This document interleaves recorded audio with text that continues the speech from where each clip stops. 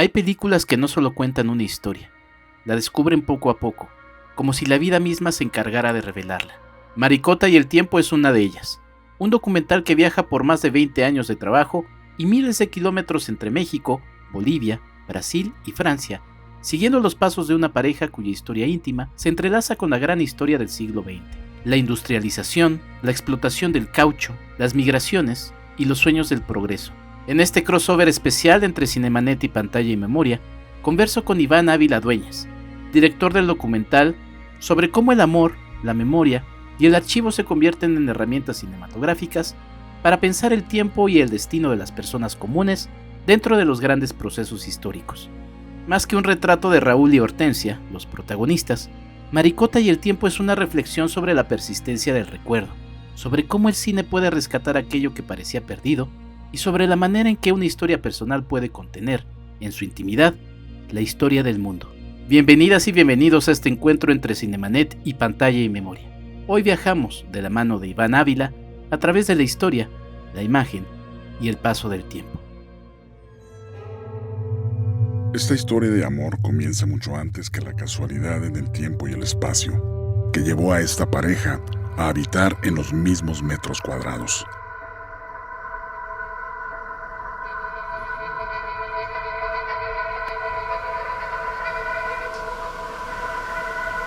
Nací en un lugar muy chiquito, se llama Sunta de Laguna, en Bolivia. Mi esposo era de allá, de Parral, Chihuahua.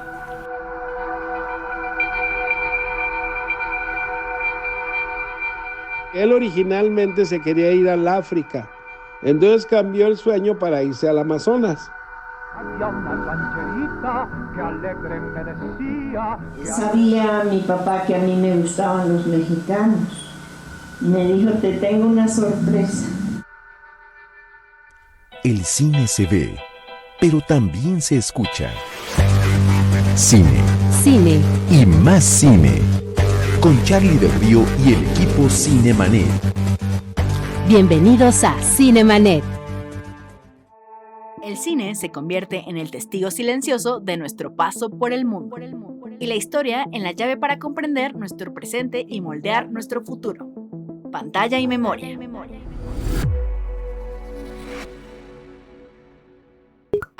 @Enrique Figueroa MX en TikTok, Facebook e Instagram. Cine a viva voz.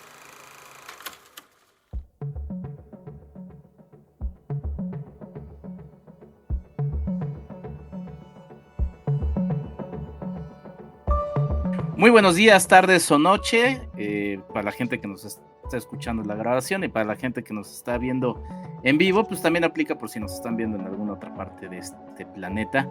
Yo soy Enrique Figueroa Anaya y este es el crossover que tenemos entre Cinemanet y Pantalla y Memoria.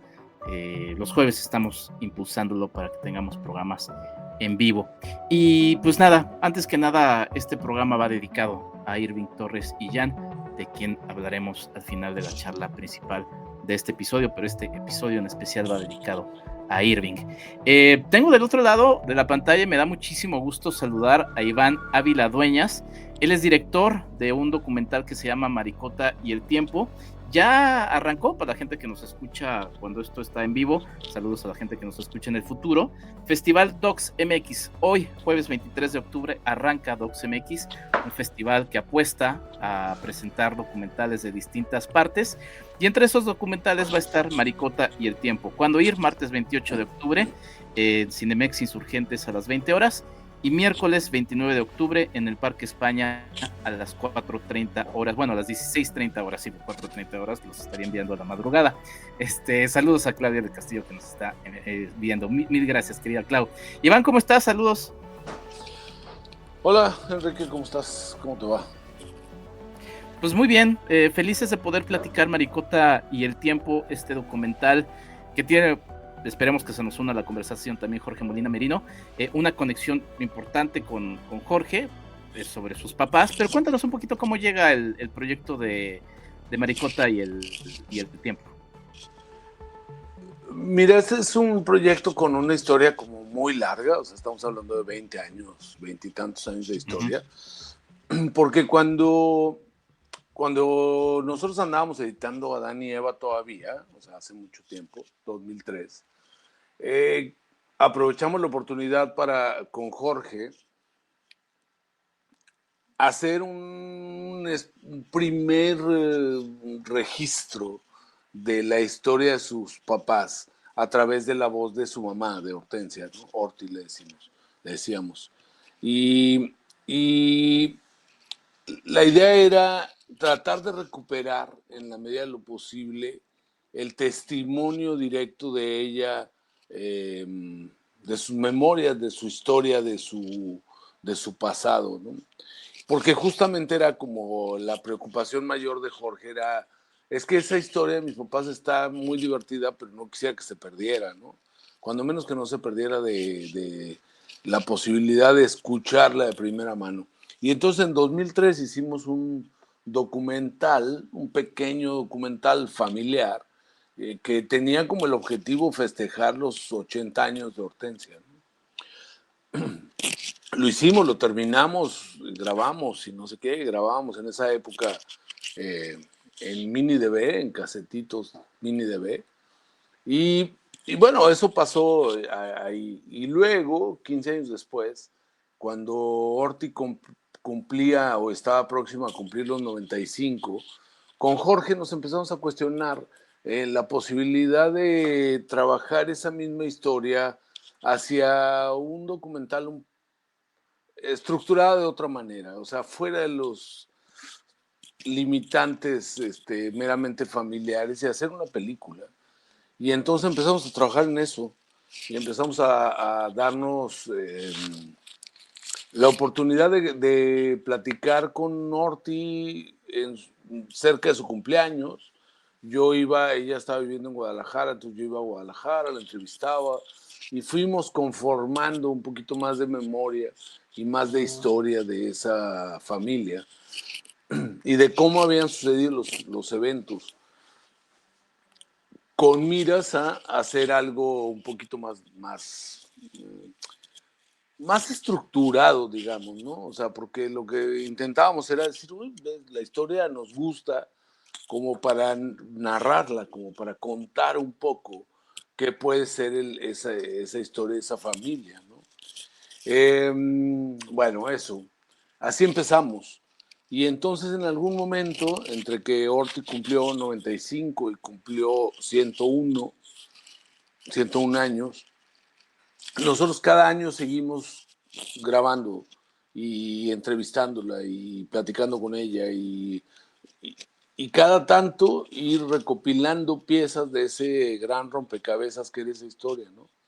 Hasta un momento en que dijimos, ok, creo que tenemos como suficiente como para intentar unirlo, ¿no?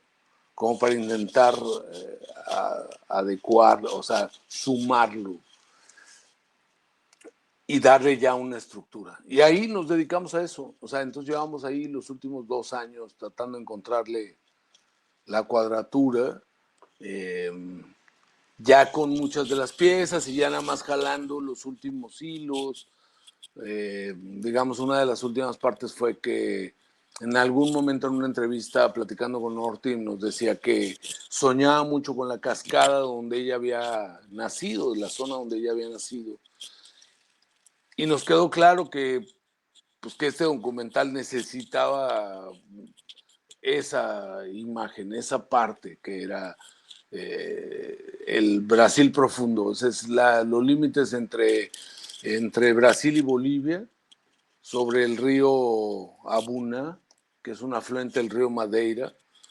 Y entonces de repente fue como, pues hay que ir a registrar eso, a ver cómo era, cómo es, ¿no? O sea, si hoy, en este 2025, bueno, yo fui en 2022 a ese paisaje, si en 2022 ya era muy complicado llegar hasta allá, imagínate en los 30, ¿no? Entonces necesitábamos sumar como esa parte. Y así fuimos agregando capítulo a capítulo y parte a parte para poder tratar de enlazar esta historia completa, ¿no?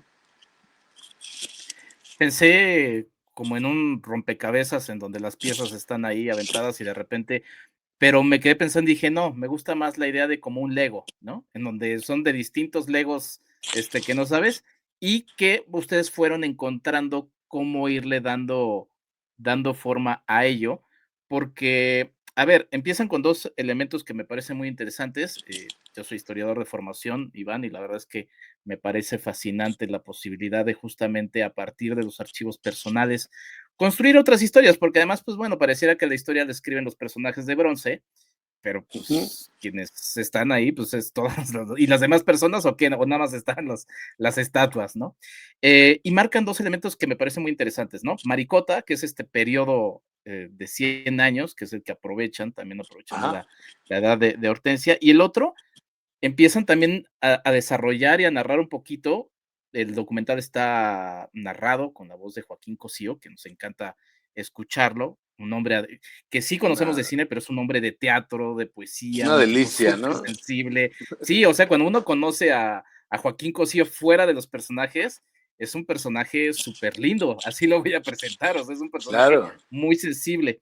Y desarrollan también lo del sistema mundo. ¿Cómo fue ya cuando estaban las piezas, como ir metiendo esos elementos que al principio pareciera que pueden ser duros, ¿no? Difíciles como de ir asimilando porque son así, pero los hacen muy disfrutables y que pues necesitan funcionar porque pues a partir de ahí desarrollan el documental. Sí, porque aquí había una preocupación mayor que tiene que ver con cómo le haces para contar esta historia desde un ámbito paralelo a lo netamente familiar, ¿no? O sea, ¿por qué a ti te interesaría escuchar esta historia? Entonces, ¿de qué manera yo te involucro a ti con esta historia? O sea, ¿de qué manera la historia de una familia de clase media alta en Fresnillo, Zacatecas, durante la posrevolución, te puede interesar a ti, habitante de la Ciudad de México ahora, ¿no? O sea, ¿en qué se parece eso a la formación de tu familia y a la formación de tu historia propia, ¿no? Entonces, para nosotros era muy importante como enlazar. Entonces andábamos buscando justamente cómo contar esta historia. O sea, una cosa es el tema en el documental, una cosa es de qué quieres hablar y otra cosa es cómo lo quieres contar, ¿no? Y siempre en este proceso, en esta parte del proceso creativo, mucho tiene que ver con cómo cuento este cuento. O sea, lo cuento más como misterio, lo cuento más de qué perspectiva la quiero contar. Y fíjate que dándole vueltas y entonces viajando en Brasil justamente, estaba yo sobre el río Madeira, trasladándome entre un lugar y otro. Un lugar se llama Porto Velho, íbamos a un pueblo que fue Seringueiro, adentro del Madeira, que se llama Nazaré. Y en ese trayecto íbamos filmando, la fotógrafa brasileña que se llama Mirra y yo, a 2 cámaras, filmando todo el tiempo, todo lo que estaba sucediendo, íbamos filmando, bueno, grabando en digital. Y una de las constantes, una de las cosas que veíamos constantemente era el extractivismo del Amazonas. O sea, veíamos salir los barcos con tierra, con granos, con productos cárnicos, con todas estas cosas, sorgo, aceite de palma, o sea, todas esas cosas que se sacan aún del Amazonas como materia prima, y veíamos regresar infraestructura, ¿no? Veíamos regresar camiones, trailers, o sea, cosas así, navegando por el río Madeira. Y entonces pues, era como una especie de retrato del sistema mundo en ejemplo, ¿cómo se le llama eso? Como, no sé, como en ejemplo directo, claro, explícito. Y eso es decir, güey, de esto se trata esta película. O sea, de esto se trata, o sea, esto es lo que está pasando. O sea, todavía hoy está pasando el extractivismo en los países, ¿no? Y del Amazonas se tumba selva para poder hacer negocio agroindustrial. O sea, se mete ganado, se planta sorgo y se tira selva.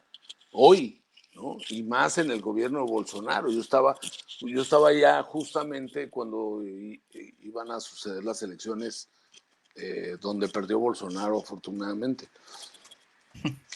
Pero lo estabas viendo en vivo, en pantalla, ¿no? O sea, es así, yo lo estoy filmando, ¿no? Estoy viendo cómo sale la materia prima y cómo regresa estructurada, ¿no? Entonces, tenía que ver con eso, como encontrar esta manera de narrarlo, dónde estaba. Y ahí yo me topo con esta posibilidad de narrarlo desde la perspectiva del contexto económico, político, social de la historia. O sea, qué eventos había y de qué manera hubo estos eventos para que esa historia de amor sucediera. Porque si Raúl Raúl viaja de Parral, sale en el 1937, en abril creo, llega en mayo, y él para el 38 más o menos se calcula que llega a la zona de Portobelo, pero no había como mucha información veraz. Entonces, todo es como una especie de rumor familiar, ¿no? Pues más o menos entre tal fecha y tal fecha. Y entonces el chiste era como decir, bueno, ¿y cómo realmente sí sucedió? O sea, ¿cuál es la historia detrás, no? Más allá de la leyenda familiar. Y entonces ahí ese es el proceso de meterte a investigar, que es lo más bonito del documental, los temas y subtemas que están disponibles para uno poder asir una historia y decir, güey, te la voy a contar desde esta perspectiva. Y entonces, bueno, nada, ahí fue cuando decidimos contar, pues más desde qué está pasando en el mundo como para que esta historia de amor suceda. Porque si Raúl llega un año antes, a lo mejor no había trabajo. Pero llega en el 37 y para el 38 hay trabajo.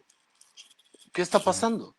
Y si empiezas a buscar en los textos, sobre todo hay un par de textos muy interesantes sobre esta etapa que se le llama como el segundo auge del caucho, tanto en Bolivia como en Brasil. Hay textos de los dos países, pero básicamente tienen que ver con que los países del eje, en medio de esta eh, escalada bélica, donde la industria bélica es muy importante, y para entonces están inventados casi todos los vehículos que usamos actualmente.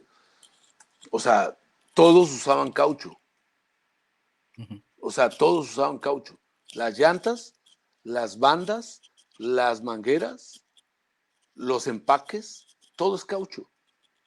Y entonces eso lo que hizo fue que disparó un auge del caucho brasileño que estaba muy abandonado por un evento que se relata en el documental, que estaba muy aislado, pero los países del eje, como están bloqueados del caucho inglés, empiezan a comprar el caucho amazónico y generan otra vez el movimiento que va a permitir que cuando Raúl llega hay trabajo.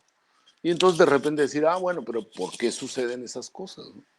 ¿Cómo las amarras? ¿Cómo las ligas? ¿Cómo las narras, no? Y entonces, bueno, nada, nos metimos en esos enjuagues de tratar de contar los contextos económicos, políticos, para que te puedas dar a entender un poco cómo fue que había condiciones para que esta historia suceda, ¿no?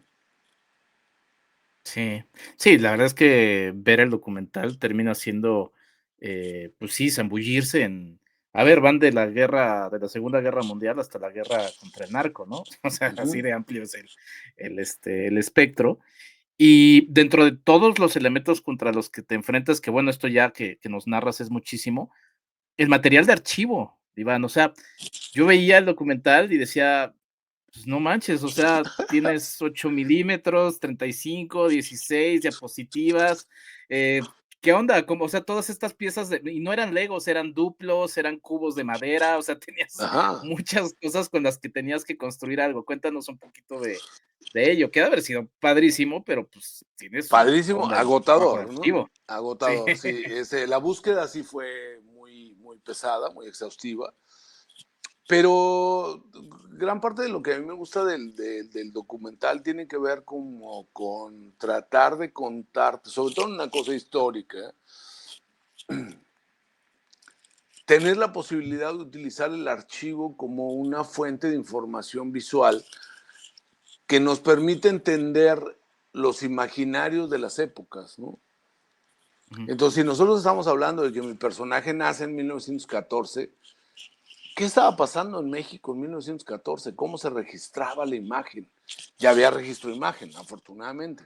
Entonces ya puedo contarte, pero entonces te puedo contar, o sea, porque para cuando él nace, él nace alrededor más o menos de la escena trágica, ¿no? Más o menos. O sea, él nace en el contexto de Victoriano Huerta, entonces, pues, Victoriano Huerta, hay película filmada de Victoriano Huerta, podemos usarla, ¿no? Ahora, ¿dónde está? ¿Cuál es la correcta? ¿Quién tiene los derechos? ¿Cómo le haces para una cosa? ¿Cómo le haces para la otra? Entonces se te vuelve como muy complicado, haces una exploración, dices más o menos creo que puede ir por aquí, ¿qué tan factible es ese material?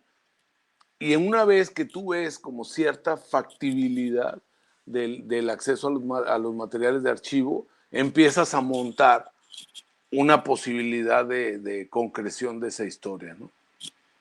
O sea, lo bajas, lo encierras y empiezas a trabajar. Y luego, en algún momento, ya con la depuración, digamos, del material, entonces empiezas a ver ya directamente el trato de la liberación de los derechos y la otra parte.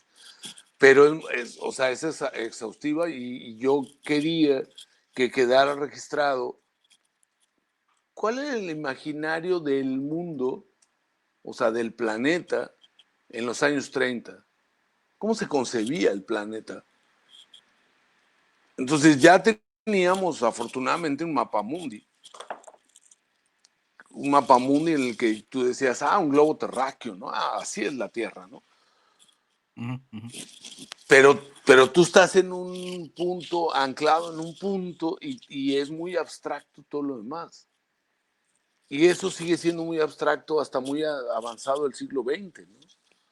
Entonces, tratar de contar esos imaginarios a través de los vestigios de cada época, ¿no? De la fotografía, del cine, los formatos de cine, el formato profesional, el formato amateur, el formato casero, y cómo todos esos formatos nos pueden ir contando pequeñas narrativas, ¿no? Para poder ir desarrollando ese imaginario del siglo XX, ¿no? O sea, decir, ¿cómo es el imaginario del siglo XX sobre la Tierra, sobre la percepción del espacio? ¿Y cómo es la percepción del siglo XXI, ¿no? Entonces, jugar un poco con eso nos llevó a un embrollo de archivos tremendo, pero muy divertido, ¿no? O sea, es así de, bueno, pues sí, no sé, si la expedición sobre todo las expediciones de principios del siglo XX en el Amazonas, que están complementando la cartografía, digamos, del siglo, la cartografía del Amazonas quedó concluida o quedó terminada a principios, en la segunda década del siglo XX, con las expediciones nuevas, ¿no? Y casi todas esas expediciones ya llevan una cámara de cine. Y encima hay un cineasta regional que se llama Silvino Santos, que generó una serie de documentales hermosos sobre la biodiversidad del Amazonas. Y luego, por el otro lado, hay otro cineasta brasileño que se llama Tomás Reis, que era un militar capacitado para, o sea, como buen militar, ingeniero militar, pues el tipo aprender una máquina más no le costó ningún trabajo, pero él tenía muy, muy buen ojo para la etnografía, ¿no? Entonces, nada, pues eso, muy, muy padre poder explorar esos archivos, buscar quién los tiene, dónde está la restauración más adecuada. Nos pasó una anécdota muy bonita, fíjate, con respecto al cine de Silvino Santos. Yo se lo estaba pidiendo, la copia fue restaurada. Hay una película importantísima de Silvino Santos que es No País das Amazonas, se llama. Entonces nosotros habíamos montado varios planos de esa película y ya estábamos en etapa de postproducción. Ya la película estaba terminada, cerrada la edición, ya estaba todo listo. Y entonces de repente yo les digo, oye, pues cerremos los derechos y no sé qué.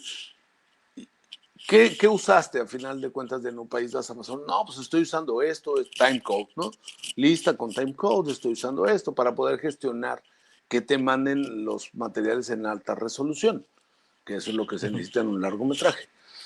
En esa gestión me dicen, oye, pero ¿sí estás enterado de la película nueva de Silvino Santos que encontramos? Y yo, ¿qué?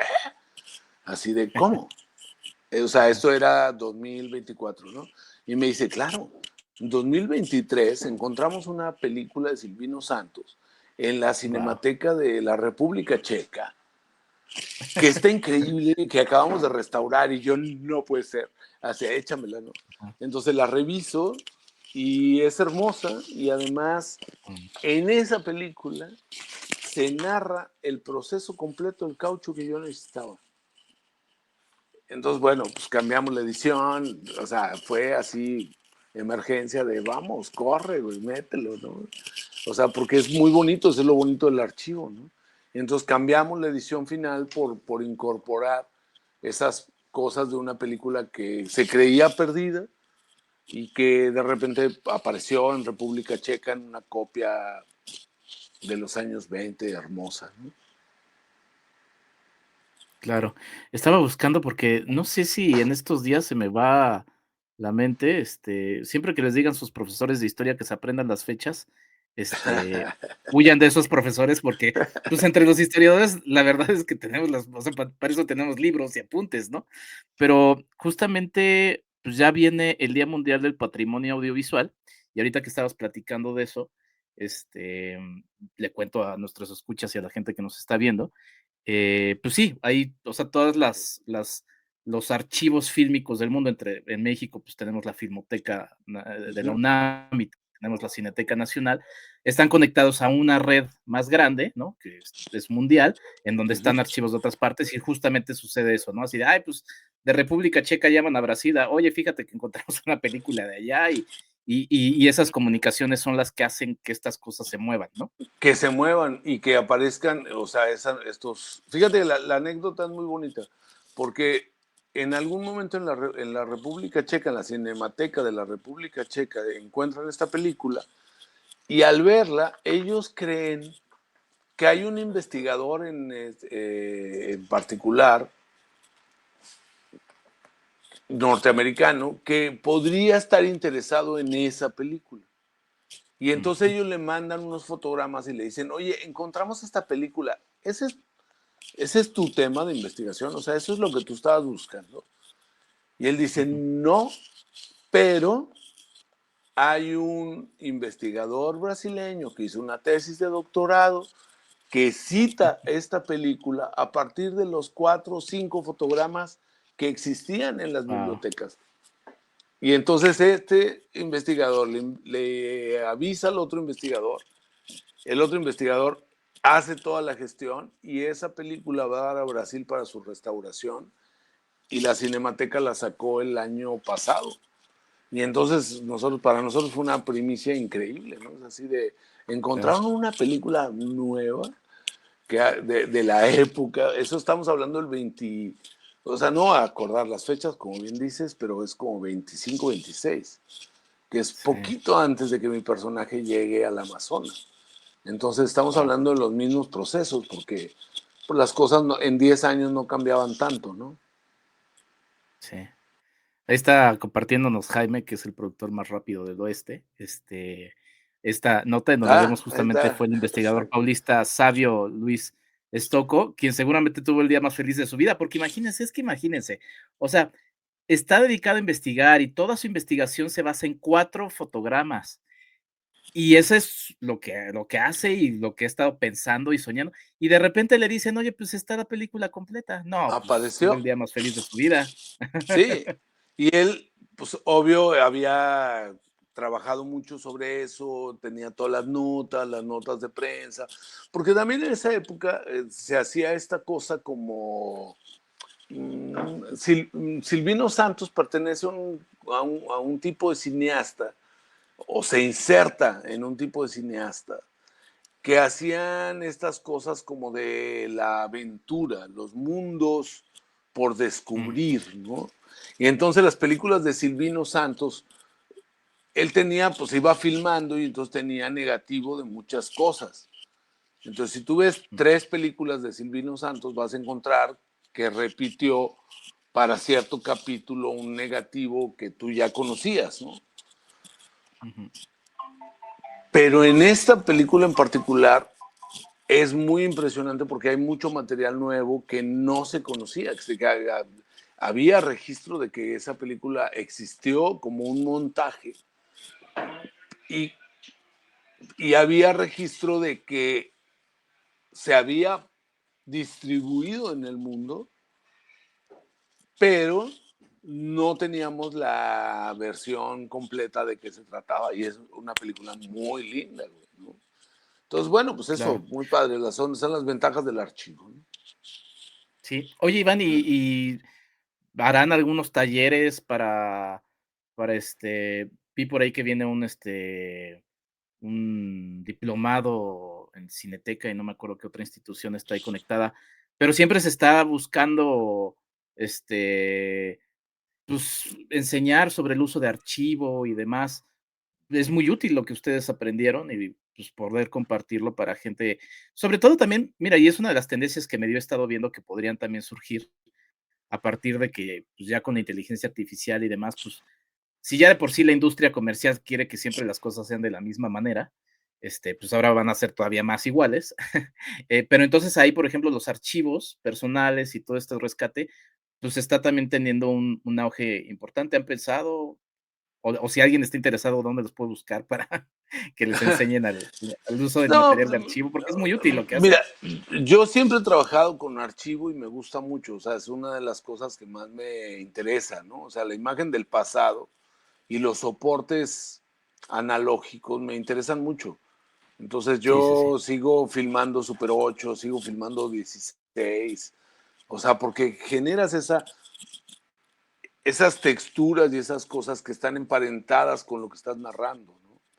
Es muy diferente una imagen 4K que una imagen en Super 8, ¿no? Sí. Entonces, Sí. ¿cómo registras, o sea, cómo ilustras un segmento que hablas de un papel de la tienda que tuvo el papá de mi protagonista en los años, o sea, la fundó en 1927 la tienda en Parral, Chihuahua, y estuvo vigente hasta como los 80s, ¿no? Se llamaba el siglo XX la tienda.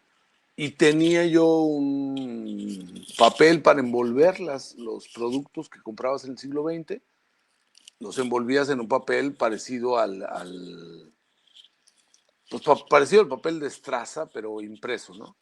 Y entonces, pues yo lo que hago es que filmo ese papel en Super 8 milímetros en blanco y negro para generar esa textura parecida a lo que era. Y entonces estás trabajando el archivo con imagen registrada nueva, pero que tenga la textura que es muy diferente si yo lo escaneo o si yo lo filmo en 4K o en 8K. Entonces, justamente jugar con ese tipo de texturas y con ese tipo atmósfera, es lo que hace que las cosas pues, te generen emociones, te generen una sensación. Entonces, bueno, pues sí, o sea, nos gusta, o sea, me, me entusiasma eso de poder confundir un poco o llevar al público hacia lados en los que no sabe muy bien cuándo fue generada esa imagen. Porque estamos Claro. hablando de un pasado lejano, entonces no importa cuándo sucedió eso, hablar de eso, ¿no? O sea, desde la imagen. Sí. Y bueno, es que en tu cine, pues tienes justamente también un fuerte componente experimental y de memoria. Y hablando del tema de memoria, pues llenas un hueco que a mí me parece también muy interesante, porque además, como muchas de las producciones que nos llegan, pues son comerciales también de los Estados Unidos sobre la historia. Y también la historia está muy, y en este sistema mundo, muy centralizada y occidentalizada, pero así como el meme de me gusta mucho la Ciudad de México y es la Roma Condesa y el centro, igual el occidente de la historia es Estados Unidos, Europa y párale de contar, ¿no? Ajá. Me parece muy interesante la conexión que hace de México y Sudamérica, y ese es un gran aporte también al tema de la memoria, ¿no? Y que también es uno de los grandes aportes de Maricota y el tiempo. Pues todavía no la dimensiono yo como tal, ¿no? Pero espero que ayude como a entender un poco cómo nos fuimos formando, porque una de las cosas que nosotros andábamos buscando, y en ese sentido es que entró lo del sistema mundo como mucho más claramente, tenía que ver con de qué manera tú puedes enlazar México, Brasil y Bolivia dentro de una problemática mundial, porque son los tres países donde va a suceder esta historia. Entonces de repente dices, ¿qué enlaza estas cosas? ¿No? ¿Qué enlaza esta manera de suceder los acontecimientos, de cómo se lleva la historia, ¿no? Y entonces para nosotros, en el momento en que encontramos esa ruta, de lo que te contaba sobre el extractivismo, a mí me dio como la tranquilidad de decir, esta es la ruta, eso es lo que yo quiero contar. Y en ese camino del sistema mundo se emparentan México, Brasil y Bolivia directamente. Es la historia de nuestro pasado, güey, ¿no? Entonces, pues, eso, enlazarlo y ponerlo y tratar pues de que te haga una conexión, de que te haga una conexión como espectador y que vayas como, pues tratando de disfrutar, ¿no? También la película. Sé que es muy, muy verbalizada, o sea, sí tengo muy claro que el guión es largo y es exhaustivo, Ujú. y por lo mismo necesitaba una voz tan educada y tan... Pues como del mundo del teatro, ¿no? Pues Justamente. también, pero como tan... Necesitábamos a alguien que nos guiara por esos paisajes. Y siento que la Ujú. voz de Cosío logra esa función de irnos encaminando, irnos llevando, contarnos un poco como una especie de voz cantante que te va diciendo, no, pues mira, esto se enlaza con esto y esto se enlaza con el otro. No importa si se te olvidan los datos, no importa si, o sea, con que haya un panorama general del contexto en cómo sucede la historia, la microhistoria o la historia de la vida Ujú. cotidiana, que yo lo pondría como microhistoria en este caso, cómo se enlaza con el esquema general, ¿no? Sí. Sí, bueno, hay toda una corriente de historias justamente ligada al tema de las microhistorias, Ujú. y de ahí se sacan cosas, la verdad, exquisitas y que bueno, que nos da mucho gusto verlo, por ejemplo, en Maricota y el tiempo. Recuerdo a la gente nada más que nos está viendo en vivo, martes 28 de octubre, Cinemex Insurgentes a las 20 horas y miércoles 29 de octubre en el Parque España a las 16:30 horas para que vayan a ver Maricota y el Tiempo en el contexto del Festival DocsMX. Todo es recomendable ahí, del 23 al 31 de octubre. Busquen la información en sus redes. Iván, pues de verdad muchas gracias por esta charla, mucho éxito por el documental. Yo lo disfruté muchísimo, sé que la audiencia tanto de Cinemanet como de Pantalla y Memoria lo disfrutarán de la misma manera. Y pues mira, antes de, bueno, hay una página, ¿no? Si quieres darnos los datos de... Hay una página... de guía de Maricota y el Tiempo. A ver, sí, maricotaYeltiempo.com, si no me equivoco. Quizá sí, creo que sí. .mx, ¿no? Ahorita la buscamos. Ahorita te digo exactamente, pero según yo es maricotadeltiempo.com.mx. Así es, sí. ¿No? Para que sigan el camino de la película, ¿no? Ahí es donde ustedes van a estar diciendo. Sí, dónde... pues vamos a contarles un poco ahí. La idea es como, pues, eso, tener una herramienta ahí a la mano para poderles compartir un poco lo que es la peli, por un lado, y por otro lado, la ruta de lo que vamos haciendo y lo que iremos llevando, ¿no?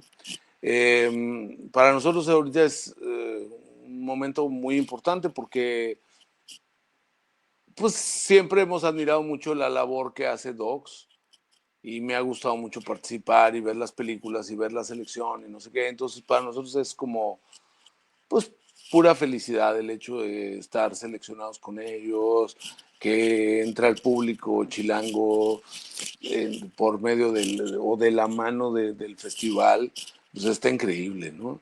O sea, para nosotros es ahorita un momento de festejo que está muy padre. Muy bien. Pues ahí está, ahí estamos viendo justamente en pantalla para la gente que nos está viendo en Cinemanet, Maricota y el Tiempo. Ahí están las funciones. Hablando de archivo, Iván, y te quería robar unos minutos extra, y como ya lo habíamos comentado, dedicamos este episodio a la memoria de Irving Torres Illán. Y hablando de archivo, la labor de Irving como fundador y director de Cine NT, pues yo lo marcaba en los mensajes que he estado enviando al respecto. Es fundamental también porque Irving grababa conferencias de prensa, sesiones de Q&A, festivales, charlas, todo lo grababa, y ahí tenemos un gran archivo de la historia del cine en México. ¿No? Contemporáneo. Y sumo a nuestro productor querido Jaime Rosales, productor de Cinemanet. Y bueno, Jaime, pues estamos viendo en imagen a Irving, una noticia que nos duele a todos quienes lo conocimos. Todos tenemos una anécdota aquí con Jaime. Entonces, pues si quieres, además de saludarte, querido Jaime, pues preguntarle a Iván alguna anécdota, que además recientemente sé que te entrevistó también por la película. No, es tristísimo porque hablé con él ayer o antier. Sí, el martes me dijeron. El martes tuvimos una entrevista con él, estuvimos platicando, fue una entrevista muy agradable, muy grata. Entonces hoy entré en shock. Así cuando me dijeron, o sea, yo anduve trabajando todo el día, estoy metido ahorita en otra dinámica y no había entrado a la computadora. De hecho, llegué rayando para esta sesión. Y pues muy doloroso, ¿no? O sea, me parece como muy sorprendente lo que es la vida y la muerte, ¿no? O sea, una persona con la que hablaste ayer y platicaste y nos reímos de un par de cosas y no sé qué, y de repente sí me llega, ¿no? O sea, sí lo sentí muy, pues demasiado cercano, ¿no? Sí. Querido Jaime, pues, ¿cómo estás? Gracias, Enrique, buenas noches, y querido Iván, buenas noches. ¿Cómo estás? Bien, todo, pues tristes, creo que todos, el gremio estamos tristes con la noticia. Conocimos de alguna manera a Irving, lo tratamos, compartimos y disentimos muchas veces con él. Era un hombre polémico que le gustaba. Hace rato teníamos una foto de él con una playera de Batman, pero también lo vemos en la Cineteca Nacional. Impulsor siempre del cine mexicano y crítico fuerte, ¿no? Rudo por momentos, pero de un trato increíble.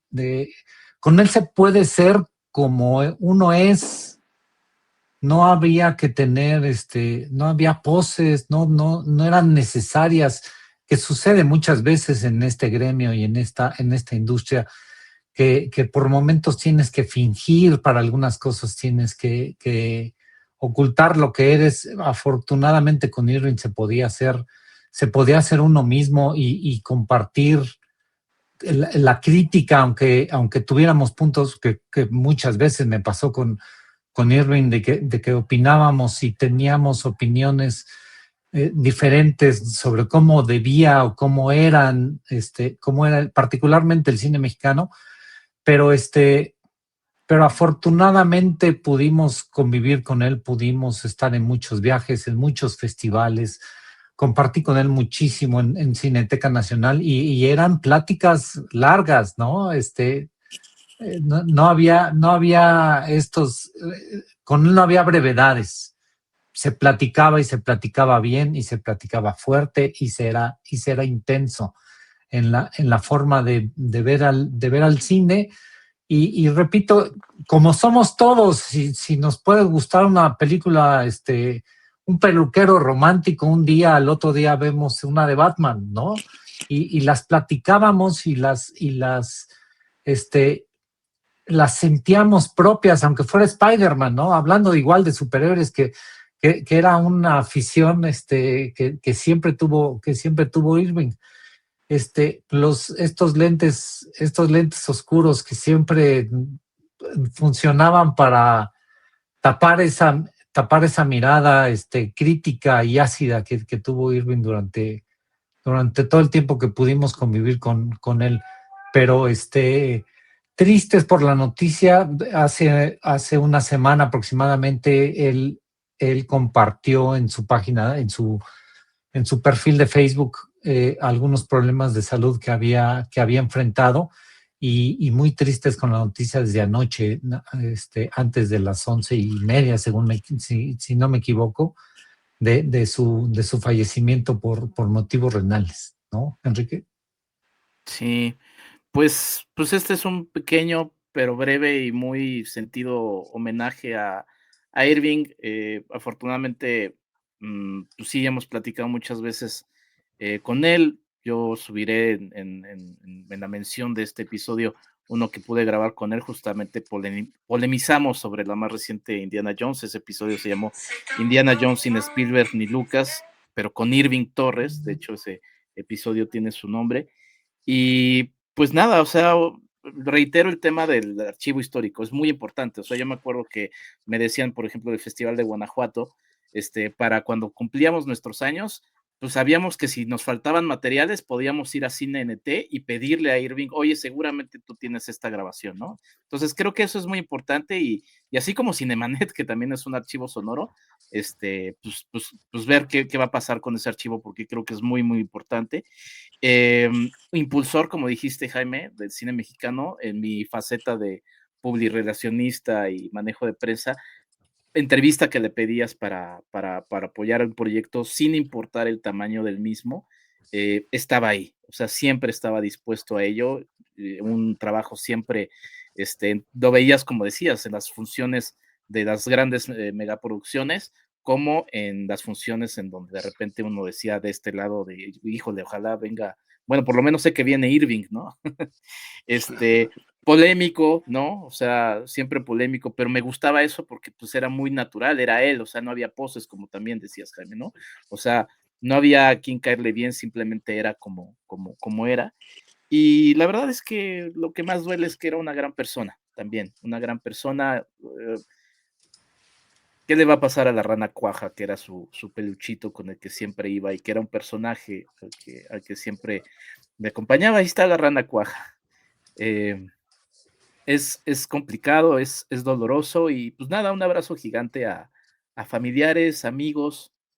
Tiene muchos amigos, hizo muchos amigos en el cine, y pues nada, de verdad, un abrazo hasta donde esté el gran Irving Torres Sillán, a quien le rendimos aquí un homenaje doble en Cinemanet y Pantalla y Memoria. Pues nada, ahí está su paso y ahí sigue. Se han sumado desde festivales hasta la Cineteca Nacional y el IMCINE con menciones a él, nunca será suficiente para llenar el hueco que deja su presencia.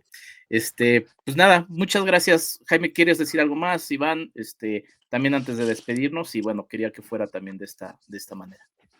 Bueno, yo nada más, simplemente recordar a Irving como un muy buen colaborador, colega, una persona del medio que de estas voces que se vuelven interesantes, importantes dentro del discurso general de lo que es el cine mexicano, ¿no? La verdad me quedo con una sensación muy encontrada, muy dura por haber hablado con él tan recientemente y habernos hecho una entrevista tan grata sin saber que él estaba tan grave. O sea, fue una entrevista muy gozosa. Él tenía de fondo de pantalla de su chat 31 minutos, ¿no? 31 minutos. Y entonces hablamos de eso, no sé, nos la pasamos bien, tuvimos una entrevista muy agradable. Y nada, me pesa su pérdida. Pues sí. Igual es muy triste. Nos quedamos con mucho acervo. Afortunadamente sus entrevistas están en línea.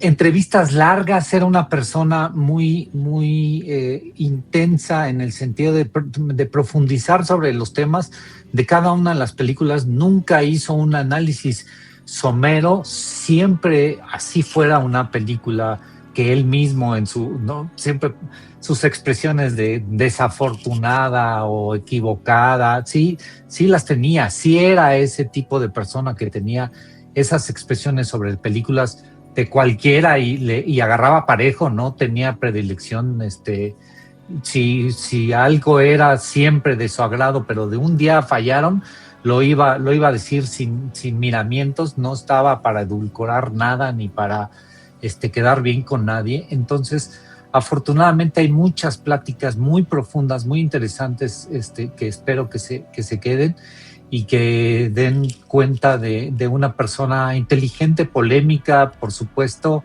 y diferente. Creo que como Irving no hubo ninguno en el panorama del cine mexicano. Diferente, esa es la clave. Pues muchas gracias, Iván, por acompañarnos.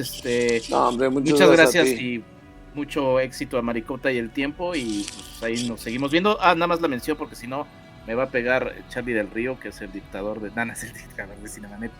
Saludos a Charlie del Río, que ya va para sus 20 años, Cinemanet, Iván. Te tuvieron en el episodio 215 y 217 de Cinemanet con La Sangre Iluminada. Entonces ahí para que revisen este episodio, y ya va, pues en estos días, en este par de semanas se cumplen 20 años de Cinemanet. Entonces, pues felicidades. Estamos celebrando, pues haciendo lo que hacemos, ¿no? Pues, gracias, Iván. Totalmente. Gracias a ustedes y pues gracias, nada, muchachos. Salud por Irving. Gracias, Jaime. Salud por Irving. Gracias. Sí, así es. Gracias. Cuídense mucho. Esto fue el crossover entre Cinemanet y Pantalla y Memoria. Nosotros nos escuchamos en un próximo episodio. Hasta la próxima. Pantalla y Memoria. El arte de recordar a través del cine. Un podcast de Enrique Figueroa, MX. Esto fue Cinemanet. El cine se ve, pero también se escucha. Les esperamos en nuestro próximo episodio. Cine. Y más cine.